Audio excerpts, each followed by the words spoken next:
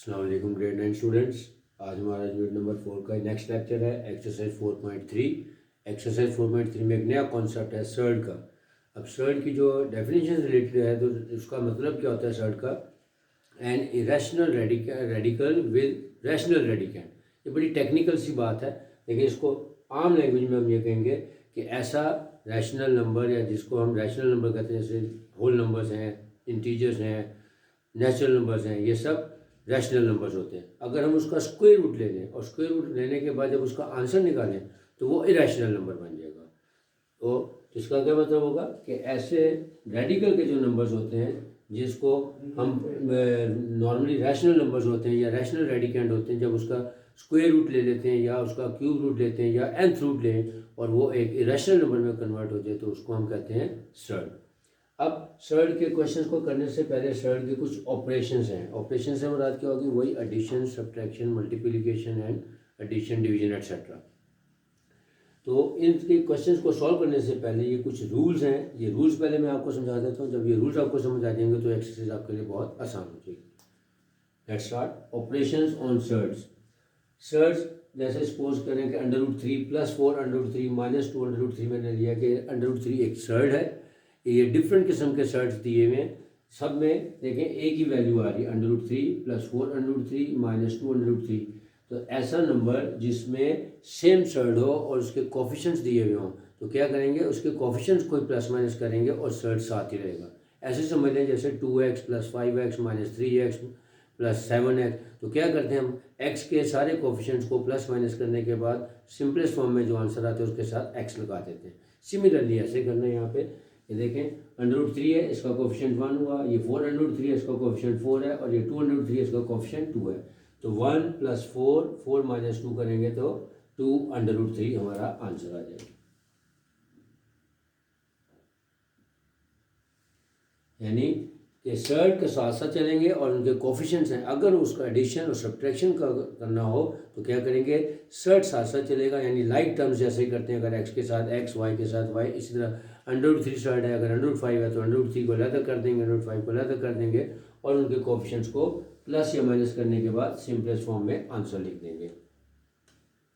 1 + 4 5 5 - 2 3 √3। ये पहला।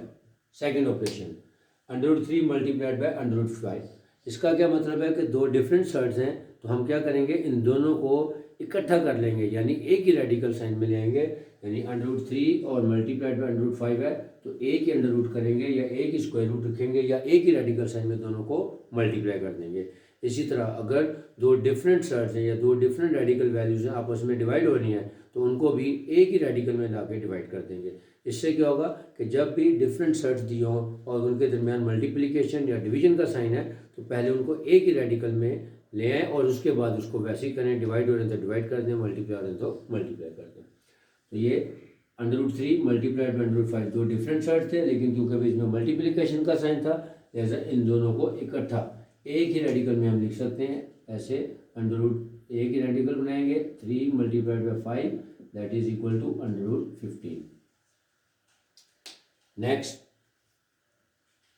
√5 × √5, यानी सेम सर्ट को जब सेम सर्ट से मल्टीप्लाई करेंगे तो हमेशा उसका रेडिकल साइन खत्म हो जाएगा। ऐसे ही समझ लें जैसे √x को √x से मल्टीप्लाई करेंगे तो क्या हो जाएगा, खाली x। वजह क्या होती है उसकी कि जब √5 को मल्टीप्लाई किया √5 से तो ये हो गया, यानी सेम टर्म को सेम टर्म से मल्टीप्लाई करें तो वो कर जाता है स्क्वायर। यानी हम उसको लिख सकते हैं कि √5 का स्क्वायर, इट मीन्स कि स्क्वायर स्क्वायर रूट से कैंसिल हो जाएगा और 5 आ जाएगा। तो आपने ये रूल याद रख लेना है कि जब भी दो सेम सर्ट को आपस में मल्टीप्लाई करेंगे तो इसका क्या मतलब होगा, उसका स्क्वायर रूट खत्म हो जाएगा।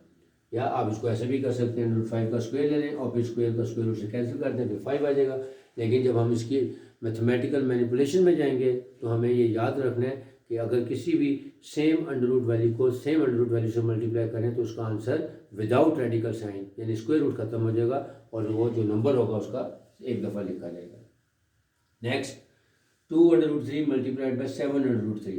अब इसमें भी वही रूल अप्लाई किया कि मिक्सचर है कि 2 √3 यानी दो होल नंबर्स हैं 2 और 7 और √3 और √3 दोनों सेम सर्ड है तो इसके लिए वही रूल अप्लाई करेंगे कि होल नंबर को होल नंबर से मल्टीप्लाई करेंगे, 2 7 × 14 और जब √3 को √3 से मल्टीप्लाई करेंगे तो खाली 3 रह जाएगा। तो इसका मतलब है 14 मल्टीप्लाइड बाई 3 यानी 42। वैसे तो मॉडर्न कैलकुलेटर्स में भी ये चीज़ें अवेलेबल है, लेकिन आपने इसके रूल्स को याद रखना है, क्योंकि जब ये शॉर्ट क्वेश्चन आएगा तब आप कैलकुलेटर से लिखा हुआ आंसर अगर लिख के देंगे तो आपको मार्क्स पूरे नहीं मिलेंगे, या अगर 2 मार्क्स का है तो सिर्फ 0.5 ही मिलेगा, क्योंकि आंसर आपने कैलकुलेशन का। लिहाजा इसके रूल्स के मुताबिक हमने इसकी सिंप्लीफिकेशन करनी है। Next, √24 divided by √3 divided by multiplied by √4। अभी देखिए मैंने 3 डिफरेंट सर्ट्स लिए हैं, एक न्यूमरेटर की फॉर्म में है और 2 डिनोमिनेटर की फॉर्म में है। लेकिन अभी आपको रूल बताया कि जितने मर्जी सर्ट्स हों उन सबको पहले एक ही रेडिकल साइन के अंदर लें और उसके बाद भी उसको सिंप्लीफाई करेंगे तो आसान हो जाएगा। लिहाजा लिखेंगे, एक ही मैंने रेडिकल साइन बनाया, उसमें लिख दिया 24 डिवाइडेड बाई 3 मल्टीप्लाइड बाई 4। इन दोनों के दरमियान जो कोई साइन नहीं है इसका मतलब ये मल्टीप्लाई हो रहा है। अब ये देखें आंसर आ जाएगा इसका, ये 24 हो गया, नीचे हो गया 3 4 से 12, तो 24 डिवाइडेड बाई 12 करेंगे तो √2 आंसर आ गया। Next, rule number 6 very important, √2 divided by 2। अब इसमें क्या है कि जब दो सेम नंबर हों, एक रेडिकल साइन में हो और एक विदाउट रेडिकल हो, तो हम उसको क्या करते हैं, जो हमारे पास ओपन नंबर है, यानी जैसे 2 नीचे डिनोमिनेटर में है तो उसको मैं 2 दफ़ा रेडिकल साइन में लिख लूँगा, क्योंकि अभी आपको ऊपर रूल बताया है कि √5 मल्टीप्लाइड बाई √5 क्या होता है 5। तो इसका मतलब है अगर 5 लिखा हो तो उसको हम ऐसे लिख सकते हैं √5 मल्टीप्लाइड बाई √5। तो जब भी न्यूमरेटर और डिनोमिनेटर में सेम नंबर हो, एक ओपन हो यानी एक होल नंबर हो और एक रेडिकल में हो, तो जो ओपन नंबर है आपने उसको 2 दफ़ा रेडिकल में लिख लेना ताकि एक कटिंग में निकल जाए, उसको सिंपलेस्ट फॉर्म में ले। तो वही के √2/2 था, तो मैंने जो नीचे वाला 2 था उसको 2 दफ़ा √2 में लिख लिया, एक √2 से कैंसिल हो जाएगा, आंसर आ जाएगा 1/√2। सिमिलरली अब मैंने जो रूल नंबर 7 है उसमें ऊपर मैंने होल नंबर लिया और नीचे मैंने सर्ड लिया, तो ऊपर लिखा 3/√3। इसका तो जो ऊपर ओपन है होल नंबर है उसको 2 दफ़ा रेडिकल में लिख लें, √3 मल्टीप्लाइड बाई √3 डिवाइडेड बाई √3, तो एक √3 से कैंसिल हो जाएगा, तो आंसर आ जाएगा खाली √3। और लास्ट रूल जो है इसका वो है रैशनलाइजेशन का, कि जब भी डिनोमिनेटर में कोई सर्ड आ जाए तो उसको ख़त्म करना चाहते हैं हम, तो उसको रैशनलाइज किया जाता है। उसका तरीकाकार क्या है कि जो भी रेडिकल वैल्यू √2 की दी हुई है डिनोमिनेटर में, उसी नंबर से उसको मल्टीप्लाई भी कर देते हैं और उसी नंबर से उसको डिवाइड कर देते हैं। देखें जैसे मैंने एग्जांपल लिया 1/√6। अब इसको रैशनलाइज करने का तरीका है कि √6 इसको मल्टीप्लाई कर देंगे और डिवाइड भी कर देंगे, ताकि ये वाला √6 इस वाले √6 कैंसिल हो जाएगा, तो आंसर आ जाएगा 1/√6। अब ये जो बेसिक रूल्स मैंने बताए हैं, इन्हीं रूल्स की मदद से आप देखेंगे तो 4.3 एक्सरसाइज बहुत आपको आसान लगेगी। अब 4.3 में भी 2 तरह के सवाल हैं, एक तो वो है जिसमें प्योर सर्ट्स दिए हुए हैं और कुछ ऐसे हैं जिसमें स्क्वायर रूट से ज़्यादा यानी पावर दी होगी, उसकी 5th रूट दिया होगा, 3rd रूट दिया होगा, 7th रूट दिया होगा, तो फिर उसको वैसे ही करेंगे जैसे आपको चैप्टर नंबर 2 में समझाया था कि जब भी कोई चीज़ रेडिकल फॉर्म में हो तो उसको पहले एक्सपोनेंशियल फॉर्म में लाएं, फिर एक्सपोनेंशियल फॉर्म में लाने के बाद उसके इंडेक्स के मुताबिक अंदर से ब्रेक करें, ब्रेक करने के बाद पावर की पावर जो होती है उसको कटिंग में निकाल दें, और अगर जिस चीज़ की पावर ख़त्म हो जाएगी वो बाहर आ जाएगा और जिसकी पावर नहीं ख़त्म होगी यानी वो इंडेक्स होगा तो उसको दोबारा रेडिकल फॉर्म में लिख देंगे। तो चैप्टर नंबर 2 के भी क्वेश्चन इसमें कुछ वैसे ही हैं जो आपको रिवाइज हो जाएंगे। Now let's start exercise 4.3 page number 90 question number 1 simplify. यानी सिंप्लीफाई का मतलब क्या है कि जो भी आपके पास सर्ट दिया हुआ है उसको सिंपलेस्ट फॉर्म में ला के लिखना है। पहला पार्ट है 180 का स्क्वायर रूट। अब 180 स्क्वायर रूट का क्या मतलब है कि इसको हमने सिंप्लीफाई करना है बाय प्राइम फैक्टराइजेशन। अगर हम इसकी प्राइम फैक्टर्स निकालें 180 के प्राइम फैक्टर्स बनेंगे 2 multiplied by 2 multiplied by 3 multiplied by 3 multiplied by 5। अब जब आपके पास प्राइम नंबर आ जाएंगे और अंडर स्क्वायर रूट होंगी वैल्यूज़, तो आपने उसकी पेयरिंग करनी है, क्योंकि मैंने आपको ये भी बताया था कि जब खाली रेडिकल का साइन हो तो उसको हम करते हैं स्क्वायर रूट। इसका मतलब है ये स्क्वायर रूट है तो इसके अंदर जो हमने पावर्स बनानी है वो 2 के हिसाब से पेयरिंग करनी है। तो ये 2 और 2 का पेयर बन गया, 3 और 3 का पेयर बन गया, मल्टीप्लाइड बाय 5 ऐसे ही आ गया। अब जो हमने पेयर बनाया उसको स्क्वायर की फॉर्म में लिख दें, इसको लिखेंगे 2 square multiplied by 3 square multiplied by 5। अब आपको ये भी पता है कि स्क्वायर का स्क्वायर रूट लें या स्क्वायर रूट का स्क्वायर लें तो वो कैंसिल हो जाता है, लिहाजा जब 2 स्क्वायर को स्क्वायर रूट लेंगे तो 2 कैंसिल यानी स्क्वायर स्क्वायर रूट से कैंसिल हो जाएगा, बाकी बच जाएगा 2। इसी तरह इधर से बच जाएगा 3, ये दोनों बाहर आ गए और जो अकेला है वो अंदर ही रहेगा यानी √5 ऐसे ही आ जाएगा। अब देखें 2 3 ज़ा 6, 6 अंडर रूट 5 आंसर आ गया। Next part number 2, 3 into square root of 162। एक चीज़ और याद रखनी है कि ये 3 इससे मल्टीप्लाई हो रहा है, प्रोडक्ट है। अगर ये इसका इंडेक्स होता तो ये इसके ऊपर यहाँ पे लिखा होता, यानी जो इंडेक्स है और मल्टीपल में फ़र्क आपने समझना है। अगर ये 3 यहाँ इसके ऊपर लिखा होता, इस तरह करके लिखा होता ये चीज़, तब ये इसका इंडेक्स है, फिर ये थर्ड रूट या क्यूब रूट कहलाता है। लेकिन ये 3 अलग है, लिहाजा इसका मतलब ये इसका प्रोडक्ट हो रहा है, यानी 3 टाइम्स स्क्वायर रूट ऑफ 162 है। तो आप इसी तरह करेंगे, 3 वैसे ही कर लेंगे, इसलिए मैं इसको अलग करने के लिए आपको यहाँ मल्टीप्लाई का साइन डाल दिया। अब 162 के प्राइम फैक्टर्स निकालें, 162 के प्राइम फैक्टर्स निकालें, 2 multiplied by 3 multiplied by 3 multiplied by 3 multiplied by 3। अब क्योंकि अगेन ये स्क्वायर रूट था तो इसकी पेयरिंग करें, 3 का एक पेयर बन रहा है और एक 3 का और पेयर बन रहा है। अब उसको स्क्वायर्स में कन्वर्ट कर लें, 2 ऐसे ही आ गया, अकेला था, 3 का स्क्वायर और 3 का स्क्वायर और फिर होल स्क्वायर रूट। अब जो स्क्वायर रूट और स्क्वायर रूट कैंसिल हो जाएंगे, इसका मतलब है ये 3 पहले एक बाहर था वो आ गया, ये 3 इसका स्क्वायर स्क्वायर रूट से कैंसिल हो गया, ये भी बाहर आ गया, फिर ये स्क्वायर स्क्वायर रूट से कैंसिल हो गया, ये भी बाहर आ गया, और ये 2 था अकेला था, ये अंदर ही रह गया, इसलिए अंडर रूट 2। अब इन तीनों का प्रोडक्ट ले लें, 3 3 ज़ा 9, 9 3 ज़ा 27 अंडर रूट 2 आ गया। Part number 3/4। अब ये देखें, ये लिखा हुआ है 3 इसके ऊपर लिखा हुआ है, यानी ये इसका इंडेक्स है, इसका मतलब ये क्यूब रूट है। लेकिन ये 3/4 साइड पे आ जाता है, जो उसका मल्टीपल है या उसका कोफिशिएंट है, जैसे उससे मल्टीप्लाई हो जाएगा। तो 3/4 इंटू क्यूब रूट ऑफ 128। अब मैंने अभी आपको बताया कि अगर तो ये खाली स्क्वायर रूट होता तो फिर हम उसके प्राइम फैक्टर्स निकालने के बाद पेयरिंग कर लेते, लेकिन क्योंकि अब ये 2 के अलावा आ गया, ये क्यूब रूट आ गया, तो उसका मतलब है इसको हम एक्सपोनेंशियल फॉर्म में लेके जाएंगे और वैसे सिंप्लीफाई करेंगे जैसे आपको चैप्टर नंबर 2 में समझाया था। यानी 3/4 into 128 raise to the power 1/3, यानी इसको रेडिकल फॉर्म से पहले एक्सपोनेंशियल फॉर्म में ट्रांसफर किया। अब 128 के फैक्टर्स लेने, प्राइम फैक्टर्स, 3/4 ऐसे ही आ गया, into 2 multiplied by 2 multiplied by 2, यानी 128 के जब हम प्राइम फैक्टर्स लेंगे तो 7 टाइम्स 2 आ गया। अब मैंने 7 टाइम्स 2 लिख दिया, होल की पावर कर दी 1/3। अब आपको वहाँ पे भी एक चीज़ समझाई थी कि जब भी आपने एक्सपोनेंशियल फॉर्म में लेके जाना है तो इसके इंडेक्स के मुताबिक अंदर पेयरिंग करनी या कम्बिनेशन बनाने। अब क्योंकि इसका जो एक्सपोनेंट का इंडेक्स आ रहा है वो आ रहा है 3, तो इसका मतलब है अब मैं यहाँ पे अंदर पेयरिंग जो करूँगा या जो कम्बिनेशन बनाऊँगा वो 3 का बनाऊँगा। जैसा ये 3, लेकिन 1 2 3 एक ये कम्बिनेशन बन गया, और दूसरा 1 2 3 एक ये कम्बिनेशन बन गया, और ये 2 अकेला था, अकेला रह गया। अब इसको वैसे एक्सपोनेंशियल फॉर्म में ले आए, इसको लिखेंगे 3/4 multiply by 2 raise to the power 3 multiply by 2 raise to the power 3, या 2 का क्यूब मल्टीप्लाई बाय 2 का क्यूब मल्टीप्लाई बाय 2 और होल की पावर 1/3। अब वैसे ही क्योंकि ये इनका सबका एक्सपोनेंट कंबाइंड है, तो इसको जब हम एक्सपेंड करेंगे तो हर एक के साथ ये मल्टीप्लाई हो जाएगा।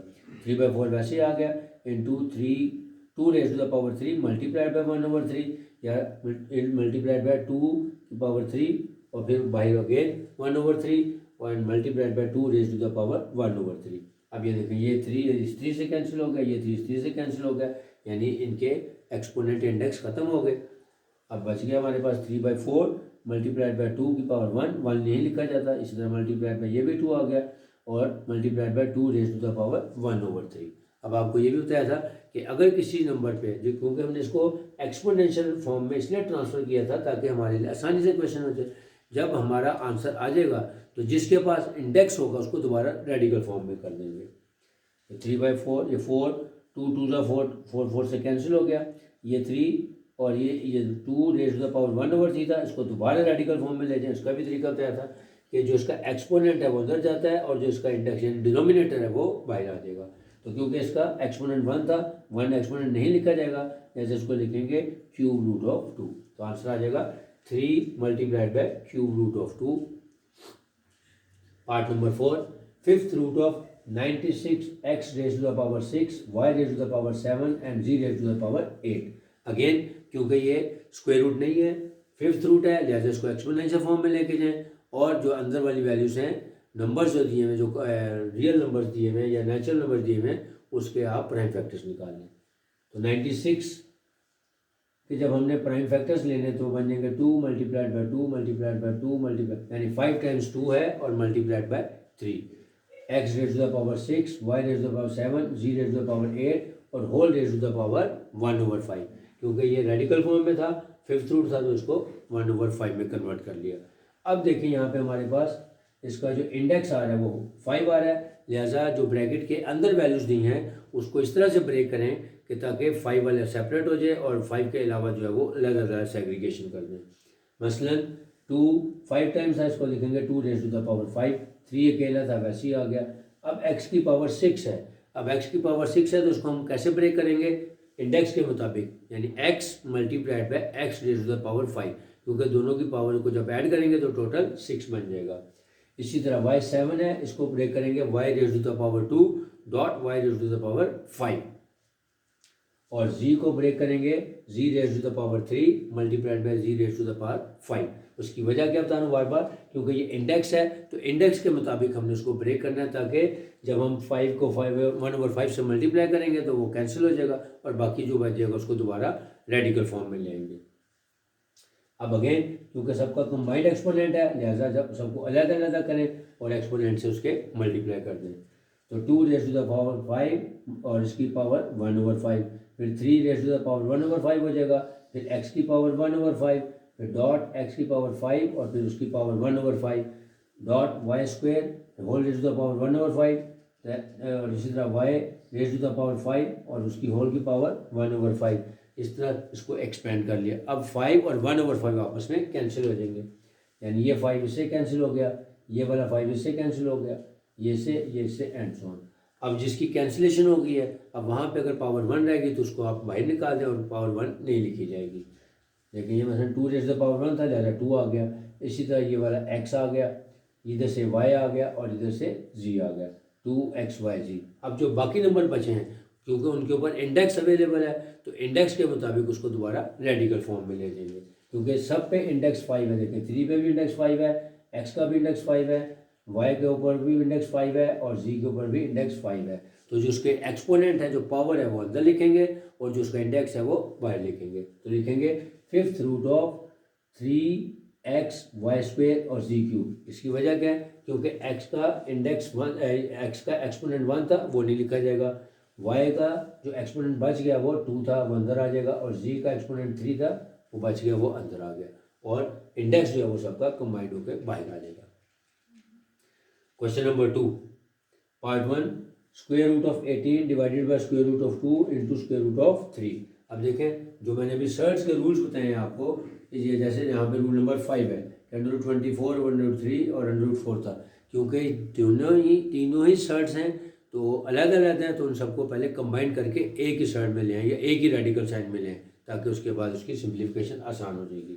तो एक ही रेडिकल साइन बनाया, 18 डिवाइडेड बाय 2 मल्टीप्लाइड बाय 3। अब 18/6, अब 6 की कटिंग कर दें और आंसर आ गया स्क्वायर रूट ऑफ 3। बहुत आसान है कि अगर आप अलग अलग उनको जब एक ही रेडिकल में कर लेते हैं तो भी इसकी सिंप्लीफिकेशन आसान हो जाती है। Part number 2, √21, √9 over √63। अगेन जैसे ऊपर वाला पार्ट था कि पहले इसको सबको कंबाइन कर लें, कंबाइन करने के बाद सिंप्लीफिकेशन हो जाएगी।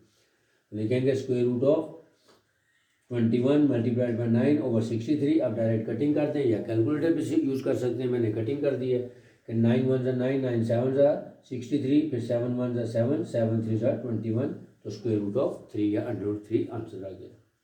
Third part, 5th root of 243 x⁵5 y⁵10 and z⁵15।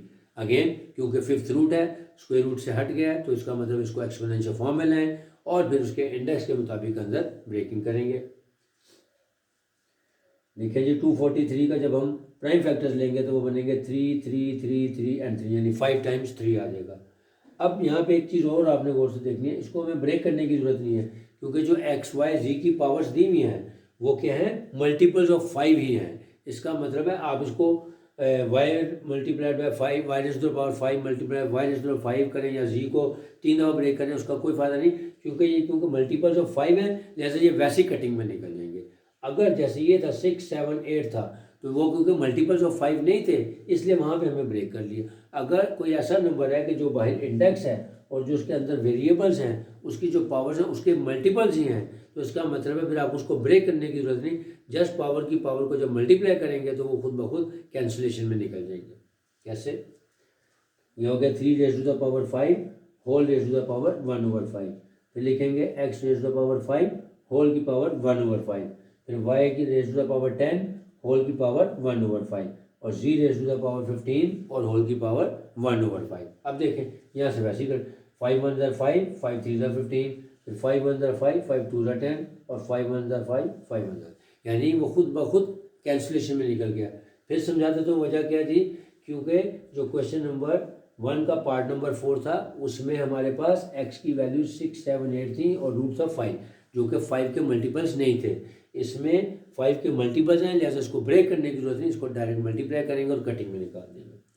Answer आ जाएगा आपका 3, इधर से आ गया x, इधर से आ गया वाई स्क्वायर और इधर से बच गया आपका जी क्यूब। रिवाइज कर लेते हैं कि जो एक्सरसाइज 4.3 है ये सर्ट्स है या ऑपरेशन ऑन सर्ट्स है। ऑपरेशन ऑन सर्ट्स पे करने से पहले आपको सर्ट्स के रूल्स आने चाहिए। ये जो मैंने रूल्स लिखवाए हैं इनको अच्छे तरीके से देख के आपने समझना है कि किस तरह से हमने इसको अप्लाई करना है। पहला रूल क्या है कि अगर एक ही सर्ट है और उसके कोफिशिएंट्स डिफरेंट हैं और उनके दरमियान प्लस या माइनस के साइन है, तो आपने क्या करना है, सेम सर्ट के अलावा उनके कोफिशिएंट्स को ऐड या सब्ट्रैक्ट करके सिंगल आंसर निकाल दें। अगर दो डिफरेंट सर्ट्स हैं और वो मल्टीप्लाई हो रहे हैं तो आपने उसका क्या करना है, उन दोनों को इकट्ठा पहले एक ही रेडिकल साइन में लाना है और उसके बाद उसको मल्टीप्लाई करना। इसी तरह डिवीजन में करना है कि अगर डिफरेंट सर्ट्स हैं तो मल्टीप्लाई या डिवीजन हो रही है तो उन सबको पहले सिंगल सर्ट में ले आए और फिर वहाँ पे वो ऑपरेशन करेंगे, आसानी से हो जाएगा। फिर सेम सर्ट को जब सेम सर्ट से मल्टीप्लाई करेंगे तो उसका रेडिकल साइन खत्म हो जाएगा, क्योंकि √5 मल्टीप्लाइड बाई √5 का स्क्वायर होगा, स्क्वायर रूट से कैंसिल हो जाएगा तो खाली आंसर 5 आ जाएगा। अभी आपने रूल याद भी रख लेना है कि अगर किसी भी नंबर को जो रेडिकल में हो उसी नंबर सेम नंबर से रेडिकल से मल्टीप्लाई करेंगे तो उसका रेडिकल साइन खत्म हो जाएगा। फिर उसके बाद अगर एक नंबर रेडिकल में है और दूसरा नंबर रेडिकल में नहीं है लेकिन वो नंबर सेम ही है, तो क्या करेंगे, जो ओपन नंबर है आपका जो होल नंबर दिया हुआ उसको आप 2 दफ़ा रेडिकल साइन में लिख के कटिंग करके सिंपलेस्ट फॉर्म में लेंगे। और लास्ट रूल क्या है कि अगर डिनोमिनेटर में कोई रेडिकल चीज वैल्यू दी हुई है उसको ख़त्म करना है, उसको रैशनलाइज करना है, तो क्या करेंगे, उसी सर्ट से उसको मल्टीप्लाई भी कर देंगे और डिवाइड भी कर देंगे ताकि नीचे से वो ख़त्म हो जाए। यहाँ पे इधर दोबारा वैसे आ गया, इसको यूँ लिखना था 1/√6 मल्टीप्लाइड बाई √6 ओवर 1/√6, ये हो जाएगा। कैंसिल नहीं करना, इसको यूँ लिखना था, सॉरी, ये दोनों मल्टीप्लाई हो जाएंगे तो ऊपर आ जाएगा √6 और नीचे आ जाएगा √6 को √6 से मल्टीप्लाई करेंगे तो उसका रेडिकल साइन खत्म हो जाएगा और वो 6 आ जाएगा, यानी डिनोमिनेटर से वो रेडिकल खत्म हो जाएगा और रैशनलाइज हो जाएगा। अब इन्हीं रूल्स की मदद से हमने एक्सरसाइज के क्वेश्चंस किए हैं कि सबसे पहले आपने देखना है कि अगर तो खाली स्क्वायर रूट के अंदर वैल्यूज़ दी है कोई कंपोजिशन, उसके प्राइम फैक्टर्स लें, उसकी पेयरिंग करें, पेयरिंग के बाद उसके स्क्वायर्स में कन्वर्ट करें, स्क्वायर रूट को कैंसिल कर दें, जो बच जाएगा वो आपका आंसर होगा। और अगर कोई नंबर ऐसा है जिसमें स्क्वायर रूट के अलावा यानी 3rd रूट या 5th रूट आ जाए या 6th रूट आ जाए, कोई भी रूट आ जाए, तब आपने उसको एक्सपोनेंशियल फॉर्म में पहले ट्रांसफ़र करना है और उसके बाद उसके इंडेक्स के मुताबिक अंदर वाली वैल्यूज़ को ब्रेक करना है और उसके बाद सिंप्लीफाई करना है। इंशाल्लाह अब जो इसके रिमेनिंग क्वेश्चंस हैं वो नेक्स्ट लेक्चर में आपको समझाऊंगा। Hope you will understand.